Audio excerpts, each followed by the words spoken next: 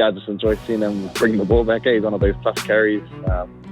He goes hard. So, mullet flowing in the air. I don't know what's going on with the hair, but I don't know what's going on there. Yeah. Well, you got to take him along to one of them barbers you guys have got up there in Manchester. He always chop those. They're turning into locks, I think.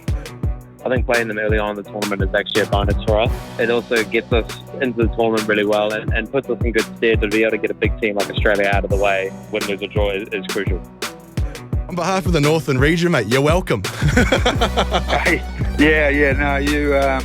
You did a job on us, you fellas, and I remember the boys in the change room afterwards, we were pretty sour around how we played, and Duplessis just said to the boys, don't panic, all the answers are in this room. Wow. That's where we left. That's the last thing that was said as a group before we left Porirua. Don't worry, boys, all the answers are in this room. That's my first major cut actually. And I didn't realise it happened at the time. I remember our heads came together, and me and Titi both said at the same time. We both go, "Ooh!" But then I heard Eugene, his coach, in the opposite corner, he kept saying over and over. He said, "Oh, that's a bad cut. That's a bad cut." And I didn't realise it cut. I thought he was trying to get in my head or something. He's a clever guy, and it kind of was. I was like, "Oh, is it really cut? Is it really?"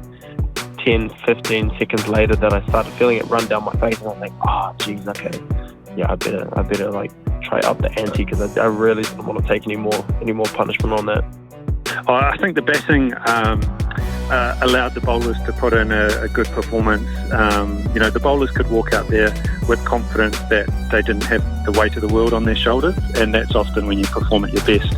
Even momentum, the fact that Jimmy Neesham hit the last ball for 6 means that when the opening batters for Australia go into the change rooms, they're kind of bitter and twisted and down in the dumps. I think it was Maxwell that was down on the far boundary, and he let a 2 happen the ball before, which allowed Neesham to come back on strike. And Neesham hit the 6 straight over Maxwell's head, and as the ball was going over his head for 6, he kicked the boundary rope as if to say, he knew that he was personally responsible for that last nail in the coffin.